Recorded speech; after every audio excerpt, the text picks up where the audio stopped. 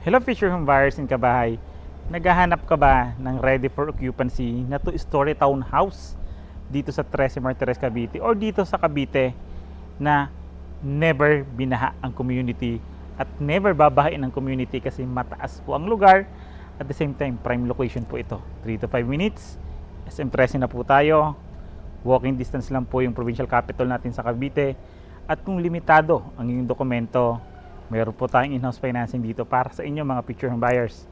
Sabay-sabay po tayo mag-house tour dito sa 2-story na townhouse dito sa Trece Martires, Cavite.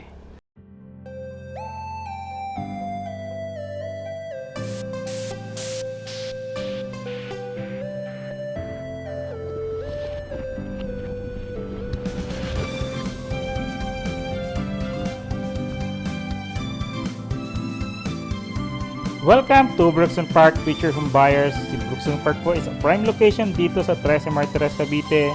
Kita nyo naman po, paglabas ng ating community, nandiyan ang ating elementary school.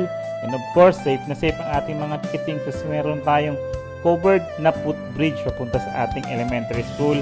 Outside community din po, kita nyo naman yung mga commercial establishments natin, gasoline station, convenience store, and soon supermarket naman po. Sa Brookstone Park po, kung makikita nyo naman, is a 15 meters wide po yung main road natin ng kalsada rito. Hindi magiging crowded at sabi ko nga po, never binaha at never babahain ang community natin kay Brookstone Park. Brookstone Park po ay meron pong townhouse, single detached house at lot only po. Ang kagandahan po dito kay Brookstone Park, walking distance lang po ito sa ating soon to rise po na provincial capital ng Cavite. And aside from that, 3 to 5 minutes lang po ito sa pamilihang bayan ng Trece Martires, Cavite. Di na tayo lalayo para mamalengke. Of course, SM Trece Martires, Cavite po. Nasa harap lang po yan ng ating pamilihang bayan ng Trece. Oh, di ba mga future home buyers, nakita naman natin ang lapit niya sa SM Trece, pamilihang bayan ng Trece Martires, Cavite. Along the highway yung project. Napakaganda ng community. Never babahain, sure na sure po ako pa sa inyo mga future home buyers.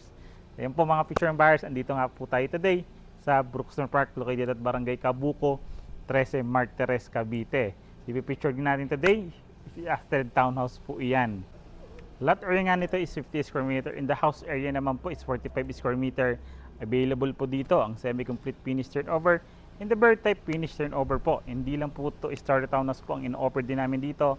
Meron po kaming hot only, single detached house po dito sa Brookstone Park. At the same time, complete amenities po yung in-offer namin dito sa Brookstone Park mga future home buyers. Sabay-sabay po tayo mag-house tour dito sa Brookstone Park po. So again, this is Randy Salvador. Of course, may Mrs. Julian Salvador this 2024. Kami pa rin po ang susi at tulay patungo sa pangarap niyong bahay. Tulad nga po ng sabi ko, available po, semi-complete and bird finish turnover. So pasukin natin yung unang model natin dito. Ito nga po si Astrid Townhouse po dito sa Brookstone Park, which is 50 square meter ngayon. Lot area po natin dito, in the house area is 45 square meter. May park carport na nga po tayo dito. So mga townhouse po natin dito, even the inner units, lahat po sila may parking space. So, ibig sabihin hindi crowded ang community. Talagang hindi po siya magiging crowded dahil napakalalaki ng kalsada natin dito sa Brookstone Park po. So yan po, makikita nyo naman Toyota Rush po, nakapark po siya inside ng ating ng carport po natin. So kasya po yung isang Toyota Rush po dito sa parking space natin. Yung gawa naman po ng bahay natin dito is a conventional or traditional, matibay po ang gawa ng bahay natin dito kay Brookstone Park. Tara po, pasukin natin. Yan po kasi 5 meters po yan, yung lahaba ng ano natin na yan, 5.5 meters din 4 meters naman po, pinakakalapadan po ng bahay natin, ay ng bakuran natin para sa ating car garage po. Okay po. Ito po yung semi-complete finish turnover. So dito po kay Brookstone Park po, semi-complete finish turnover nga po yung available na turnover natin dito sa mga bahay natin dito. Single attachment, single detachment, or townhouses po. Katulad nito is semi-complete finish turnover. Dito po ang semi-complete finish turnover po, wala po tayong tiles, pero may partition na po yung second floor natin. Wala lang po tayong tiles po. Then yung bird finish turnover naman po, wala po tayong partition po. Walang tiles and walang partition. So itong pinasok po natin today is a semi-complete finish turnover. Kung makikita nyo nga po, may cement, may pintura na po yung mga wall natin, may pintura na rin po yung ceiling. Then, common wood po, yung gamit ng pintuan natin during the turnover, deadbolt lock set, kasama na po sa turnover yan. Ang taas-taas din po ng ceiling natin dito kay Brookstone Park. So, pasensya na po mga picture buyers, meron na tayong mga gamit po kasi dito dito ini-store natin. So, like for example, makalipat tayo rito, o ito yung mapili nating model, pwede po tayo maglagay ng TV dito, dyan yung sala natin, or dyan yung TV console, dito yung sala set. It's either po sa inyong mga depende po sa inyong mga kabahay. Then nga po dito, kung nakita nyo naman yung unang video namin dito na single attach, which is si Anika single attach, lahat po ng bintana dito is may screen window na din po yan. So naka-screen window na rin po tayo rito. So may protection na tayo sa mga insekto pag naka-fully open yung sliding window po natin. So sliding window din po yung bintana natin dito. Kung makikita nyo naman to, pakita mo nga misis itong poste. Kami yung poste natin, ganyan siya kakapal. Yung mga biga natin, ang kakapal. So kahit nakapinturo na siya, kitang-kita pa rin yung pagkatibay ng gawa ng ating dito sa Brookstone Park. So yung kitchen countertop po pala natin, dito po siya nakalagay or dito po siya nakapesto. Naka-tiles na rin po yan and may cabinet na rin po tayo dito during the turnover. Ang kagandahan yan, ang lapad po ng ating kitchen countertop. Sa may taas po nito, sa may part niya naman, andito po yung ating circuit breaker. Circuit breaker natin, modern na rin po yan. So may kanya-kanyang designated na rin po siya para sa ating mga appliances or mga supply po natin. Proceed naman po tayo sa ating service area. So may service area pa po tayo dito na pwede nating gawin siya in the picture yung ating laundry area or ating anuhan na po natin, ventilation or expansion. Like for example, gusto nyo itong ilipat kitchen countertop natin para mas malaki yung kitchen area or dining area natin. Pwede naman po natin siya ilipat dito sa labas. Dito po, yan, pwede natin siya ilagay dito. Included na po itong mga fence natin sa likod na to dito. Yun naman yung kagandahan po dito. Malaki pa po yung space natin. 2 metro pa po yung setback natin sa likod na pwede natin ilagay yung kitchen countertop po natin.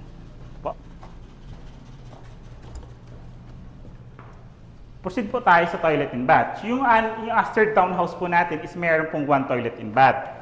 Ito po yan. So, 1 toilet and bath po natin, naka-tiles na po yan. Yan po, kalahati naka-tiles. Flooring natin, naka-tiles na rin po yan. Naka-hardeplex na po yung ceiling. May lavatory tile with pedestral. Yung water closet natin, single flush type po. Then, meron po tayo yung shower head rito. So, built-in po yung shower head natin dito. Pintuan po natin is plastic PVC po, in turnover, pati yung hamba naman natin. So isa rin po sa maganda rito, sa hagdanan natin kay Aster Townhouse, kay Anika single attach, simentado din po yung hagdanan natin, which is mas maganda, mas matibay, less maintenance, and lifetime na po yan. Kung hindi naman siya magkakarak o marsira kasi matibay ang gawa ng bahay. So lifetime na po natin yan, yung natin dito. Kung makikita yung railings naman po natin is tubular po, matibay din po yung gawa. Tara po! Welcome to second floor. Dito naman po sa second floor natin, may bintana po tayong nakatapat dito. Yung bintana natin nakatapat siya rito sa pinaka-hallway natin and dito sa hagdanan po natin, which is mas maganda kasi meron tayong source of natural light sa hallway natin and sa hagdanan. Kahit umaga di tayo mag-ilaw, okay po. Same din po yung bintana natin. May screen door din po siya. Sliding window din po yan. Aluminum din po yung frame na ginamit. Ang kagandahan natin dito, sementado na rin po itong pinaka-barrier natin dito or yung harang natin dito sa hagdanan natin para for the safety po ng ating mga homeowners, di ba? So, sementado na rin po yan, di ba? Lalagyan lang natin ng taas dito kung gusto pa natin itaas. Okay po. Ito po yung semi-complete finish turnover. May 2 bedrooms na po. Proceed tayo sa first bedroom. Nakalock. So nakalock ang first bedroom. So dito muna tayo sa unang bedroom natin, which is master's bedroom. Nakalock po yung isang bedroom natin, pero sa model house po tayo later pupunta para same size lang naman po. Pero once na semi-complete finish turnover, 2 bedroom po. This is our master's bedroom. Sa master's bedroom natin, wala rin po tayong tiles kasi semi-complete finish turnover, pero may partition, pintura, hardeplex din po yung ceiling. Ang dami na rin po ng outlets natin. Once ma-turnover sa atin, mayroon tayong 3 outlets dito sa isang room na to. Bintana natin, sliding window, which is ventilated kasi bintana din yung kwarto natin. Meron din po siyang screen window po. common wood po, yung ginamit naman natin dito sa ating pintuan. Proceed naman po tayo sa dress-up unit po natin. Yan po, nakita na nga natin yung actual turnover ni Aster Townhouse. Proceed naman po tayo dito sa ating dress-up unit. May furnitures, appliances, of course, yung gate natin, and fences po. Makikita nyo naman, yung gate po natin, yung inner unit po natin, naglagay pa tayo ng gate para sa sasakyan, and gate naman para sa ating sa pedestrian po. Tara po. Yan, pwede nyo po itong gayahin. Naglagay tayong fence, steel gate, diba? Ganda. Okay na okay ito kasi matibay po ang gawa ng bahay natin dito. So yung harapan naman, kung like for example, di na natin gagawing parking space, yan, ginawa pong landscape garden para greeny pa rin yung lugar natin, yung bahay po natin kahit nasa villages po tayo, di ba po? Yan, ganda. Ito naman po yung ating dress-up unit. So yung dress-up unit, ayan, makikita nyo nga, katulad po na sabi ko kanina, possible dito yung sala and TV. Andito po yung sala set natin kasi kung makikita nyo para meron tayong lagayan dito ng TV. Diba? Sala set, pwede rin tayo mag-islagay pa na isang sala set. Diyan, L-type shape na sala set, pwede po rito. Tapos dito yung TV, oh. Sa ilalim ng hagdanan natin. Ganda. Then, tiles natin nilagay na po. 60 by 60 na granite tiles na po yan. Mas na-appreciate natin yung ganda ni Aster Townhouse dito, di ba? Of course, naglagay tayo ng dining set po dito na 4-seaters po. Pero tulad nga po ng sabi ko, kasi meron pa tayong service area. Dining natin, pwede natin siya ilipat dito. Ito, pwede natin siya ilipat sa likod kasi meron pa tayong service area. Pakita ko po sa inyong service area rito. Yung service area natin dito sa model house, ang nilagay po is laundry area. Di ba? Na-maximize niya pa yung space. Pero sa atin, like for example, pwede natin ilagay dyan kitchen natin dyan, kitchen countertop, dito yung kitchen natin, di ba? Mas maximize pa natin yung space dun sa loob. Ito naman yung kagandaan, lagay pa tayong mga shelves, oh. Di ba? Mga floating shelves. Sa toilet, this is our toilet po. Wala naman na halos binago sa toilet, naglagay lang tayo ng mga organizer, of course, yung pang ano natin dito sa shower, curtain, then mirror po. Dito naman sa second floor, ito po yan. Yung pinaka-footsteps natin, which is mas tipid nga. Naglagay na lang tayo ng vinyl. So, vinyl planks na lang po yung nilagay natin dyan. Which is mas tipid nga kaysa sa mag-tiles tayo. At least anytime, pwede natin siyang palitan, di ba, ng kulay. Ito po. Dito naman po, sa second floor. Dito makikita na natin. Kung kanina sa actual turnover din nakita natin yung one bedroom, dito po makikita natin. Kasi naka-open po siya. Same lang naman po, pinagbago lang natin, vinyl din po, inilagay na, ano. Di ba mas tipid nga? Ito naman yung purpose ni developer. Bakit hindi na nilagay ng tiles ang bawat unit? Para may freedom po kayo maglagay kung gusto niyo pa ng vinyl or tiles po, which is ito, vinyl po yung nilagay. Ito yung first bedroom. This is our first bedroom po. Kung makikita nyo, single bed yung nilagay, pero kung makikita yung size niya po, kung nasa personal po kayo, kasyang-kasya po yung queen size bed natin dito. Alin? Then yung harapan natin, maganda pa po kasi meron tayong bintana, which is nakakasi nga and ventilated po yung pinaka-bahay, pinaka-room, bawat room po. And kagandahan nga niyan, ang laki pa ng space ng pwede nating i-expand in the future po, yung harapan po natin. Tsaka maganda talaga to mga kabahay kasi kita mo, bihira yung may ganito pa kalaking hallway. Laki-laki pa ng hallway, pwede ka pa nga maglagay dun sa gilid ng isang maliit na couch. Kasi yan, sementado na. Pinaka-barrier natin dito. Ito yung master's bedroom. Yung master's bedroom natin, yan, nilagay natin dito is semi-double po. Yan, kasyang-kasya po. Then, queen size, kasya din po dito. Yung space natin dito sa ating master's bedroom. Naglagay din yung cabinet sa gilid. Ha? Available nga dito mga kabahay in future home buyers. Pag-ibig, in-house, and bank financing. Pag-usapan po natin yung presyo. Nakita na nga po natin yung actual turnover and the dress-up unit ni Aster Townhouse dito sa Brookston Park po. Located nga po ito sa Barangay Cabuco, 13, Martires, Cavite po. Flood-free ang community. Never binaha, never babahain ang community natin dito. Complete amenities po. Swimming pool, clubhouse, basketball court, tennis court, lahat po ng mga amenities na natin dito. And along the highway lang po yung community natin.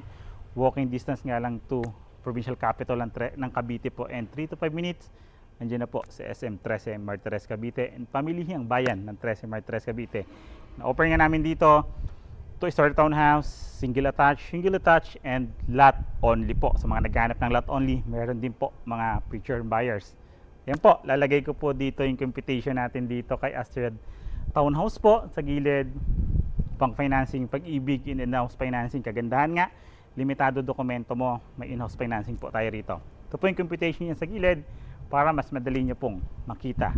And mas makita nyo po, pasok ba sa budget natin, si Astrid Townhouse po. Ready for occupancy, pre-selling, available po dito mga future home buyers. Diba? OFW, seafarer, locally employed, and mga local employed natin, welcome na welcome po dito mga future home buyers. Again, kung ngayon pa lang kayo napapadalaw sa aming YouTube channel, like, subscribe, and pindutin nyo na po yung bell button para updated kayo sa mga bagong videos namin katulad nito. Contact numbers po namin, naka-flash sa screen. Then yung mga social media accounts namin nasa comment po and nasa description po. Again, this is Randy Salvador. Of course, my wife si Julian Salvador. This 2024 kami pa rin po ang susi at tulay tungo sa pangarap niyong bahay.